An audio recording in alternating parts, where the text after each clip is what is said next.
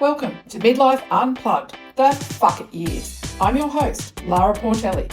This is the space where we strip away the polite BS, rip the gloves off and get real about what it means to thrive in our second act. Each week, I'm joined by a guest who's walking their own bodacious midlife path. We're talking menopause, divorce, reinvention, and everything in between. Buckle up, because this isn't your mother's midlife crisis. This is Midlife Unplugged.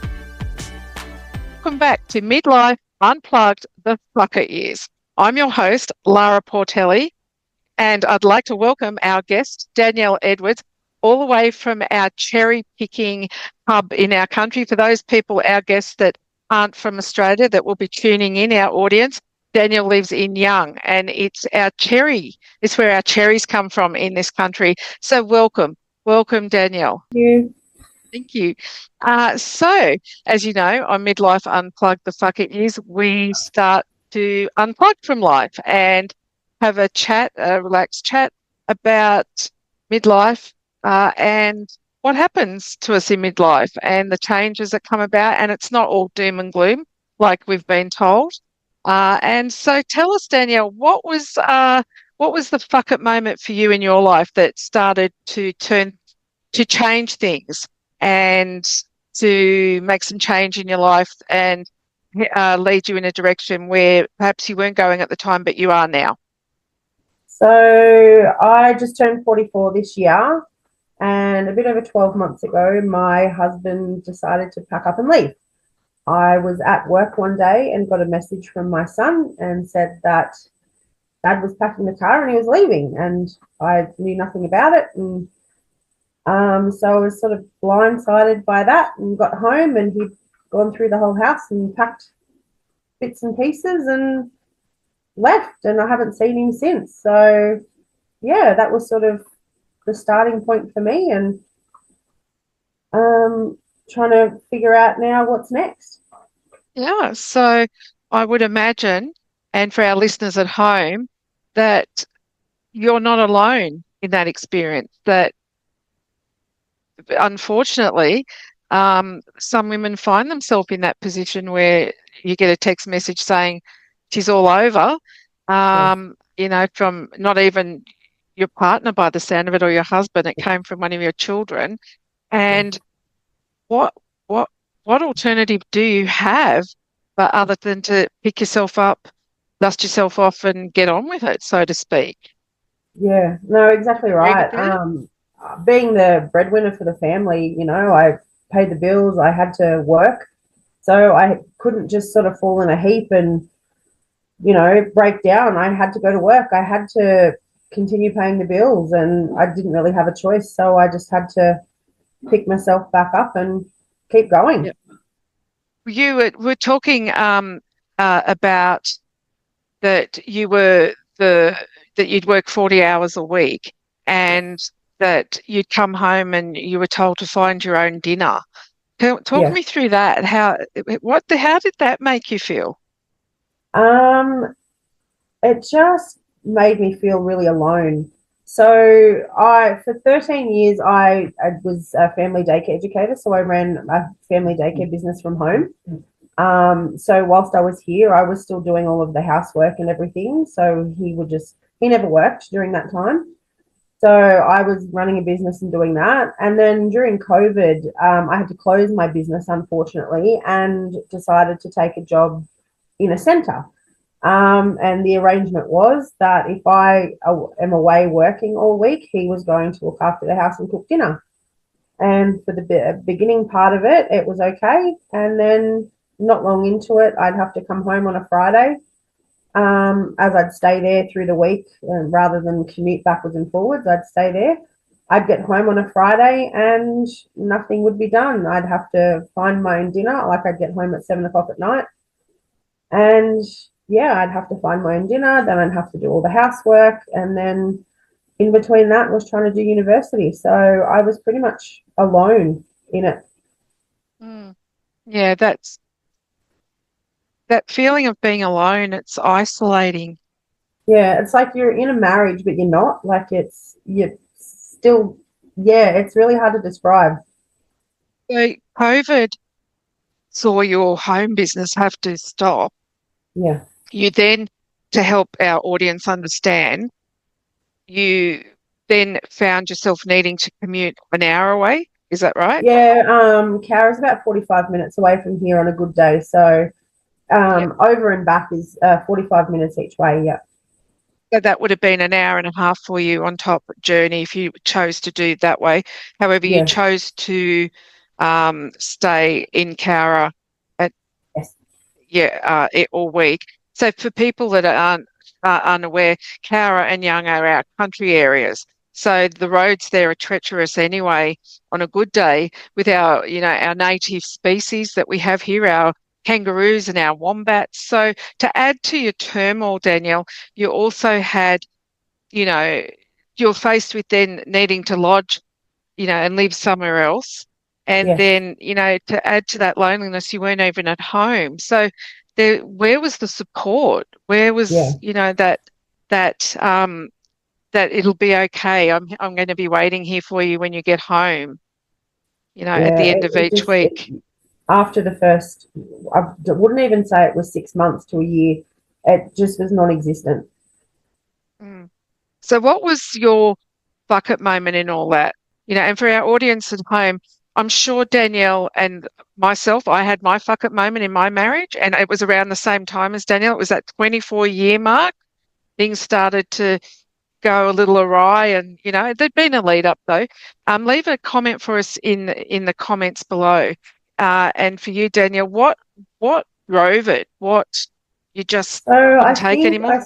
started to see things. Our eldest moved out and moved to Canberra.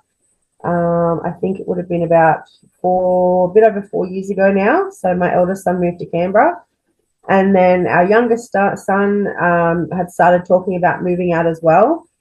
And I think that sort of started the ball rolling on his behalf, going, well, what's next for me, sort of thing, on for him. But the moment that I can pinpoint, I was trying to do an assignment for university, sitting at the table, and for 2 hours, he just wouldn't stop talking. He'd ask every question under the sun. He would have to comment on everything. And I kept saying to him, I need to study. Can you just let me study? And he was cooking eggs at the time. And one of the eggs had started rolling off the bench. And I was trying to tell him, the egg's rolling off the bench, the egg's rolling. And it fell on the floor. And it's like, okay, it's an egg on the floor, big deal, no problems. And he turned around and said to me, if you weren't talking to me, that egg wouldn't have broken. This is your And I son. thought, no, my husband. Oh, your husband. Okay. Yeah. So my husband Okay. turned around and said to me, if you weren't talking to me, the egg wouldn't have rolled off the bench and broke. And I just thought, nah, fuck it.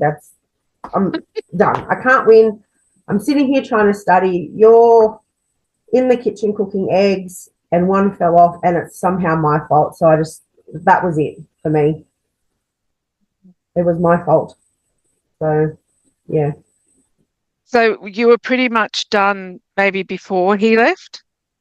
Yeah. Do you think you were having... It was probably for a couple of years before that, but I didn't have the mental capacity to be able to do anything about it. I went through a really bad depression. I just wasn't in the right space to be able to deal with that on top of everything else. So I just sort of let a lot of things slide because I just couldn't mentally deal with what I knew was going to happen if I told him to leave. Yeah. I think a lot of women or a lot of people can resonate with that. In your heart that things aren't going well. However, when you're dealing with that mental load, emotional load, sometimes physical load as well, you're trying to keep it all together for everybody, keep everything Yeah. together for everybody. And then to face, I have to deal with that on top. It's Yeah. just easier to say, I'll just stay here. Yeah. And It was. I know, It was. Yeah. yeah, I know when I left, at first it seemed a big party, and then it was, and then I went away, and then to America, but at some point you have to start dealing with it, and then then I think, am I missing him? No, I don't miss him. I miss the familiarity. And that fear of letting go of everything we've known as human beings for 20 odd years or a quarter of a century, when you say it like that, can people Mhm. resonate with that? A quarter of a century. I mean, that's a long time in people's lives. Quarter of a century, 24 years, whatever it may be for our audience at home. That woman there out there at the moment that's listening to you and I chat, Danyell, that's in the same boat. That's a long time. It's Yes. easy just to say, fuck it, I'll stay here. I'll just do it. Yeah, well, it seemed Another like year goes by. the easy option at the time. Yeah. I'll just stay here. I know this. I know he'll be home at 4. I know what to do. I know I've just got to get the dinner on the table, or the egg. Oh, yeah, Mm. that's my fault too. Fuck it. It would never be your fault, right? Yeah, I understand. Yeah. So also, so you had some other turbulence happening in your life as well with a job that you'd been gunning for at the time for Yeah, 10 years. yeah. I'm really So interested to hear a little bit more about that. Had your eye on this prize for 10 years, and somehow that didn't come off for you either in that time. So there was quite a bit of turbulence going on for you. But tell us a little bit about that. So, whilst I was doing my family daycare at home, I was studying my bachelor's degree in social science because I wanted to get a job with DCJ. So, I did my degree through correspondence. I was working at the time, so I was meeting all of the criteria that they were looking for. And I finally finished my degree and went for the job interview. And I got declined because I had never worked in a team environment before. So Oh, after spending all the weekends and nights doing all this study, thinking that I was doing it to better our lives, to be turned down for something as not as simple as, but something like not working in a team environment before, it really gutted me. And that was the same year I turned 40, the same year our eldest son moved out. So it sort of all hit within the space of a couple of months, and it really broke me. mm. So So yeah, on top of your relationship breaking down, travel, um, the job that you identified that you really wanted, that you'd been like all have goals that we're working and ticking off. Then to also deal with some empty nesting going on, it was just the perfect storm, so to speak. Would you yeah, say? yeah. Yeah. So fast forward to now. Where are you? Where are you in your life? I can see all your things on your wardrobe there, on your cupboard. So, Yeah, so they're my motivational quotes. So mm, for a very long time, even still now, I had a lot of self doubt. You're not good enough. You don't deserve this.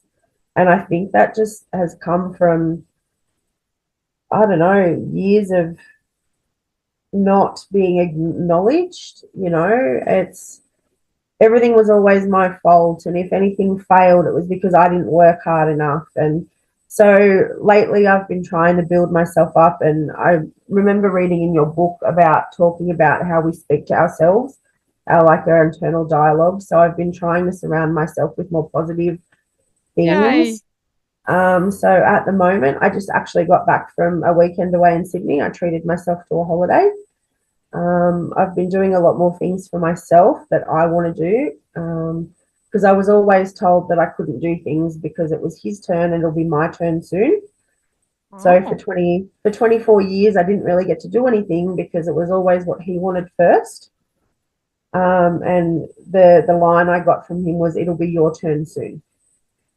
well, Um, guess what, So it's buddy? my turn It's my now. turn It's my now. turn now. That's it. So I've been trying to do a lot more things on my own to build up my confidence. So yeah, going to Sydney and driving around Sydney for the first time, that was exciting.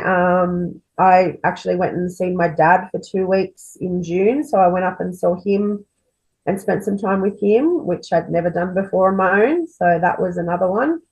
And I've Yay. actually got myself booked in for a cruise for my 45th birthday next year. So You're doing A friend and so I are well. going to go on a cruise. So, yeah, I'm starting to get out there and build more confidence. And how do you feel? It's amazing. It's absolutely amazing to be able to look forward and do the things that I want to do and have fun and enjoy myself. Yeah. You've raised your babies. Yep. Yeah. And what work are you doing now, Danyell? So I'm in early childhood now. So I work with birth to 5 year olds. So I'm doing that. I've been at the place that I'm at now for 4 years now.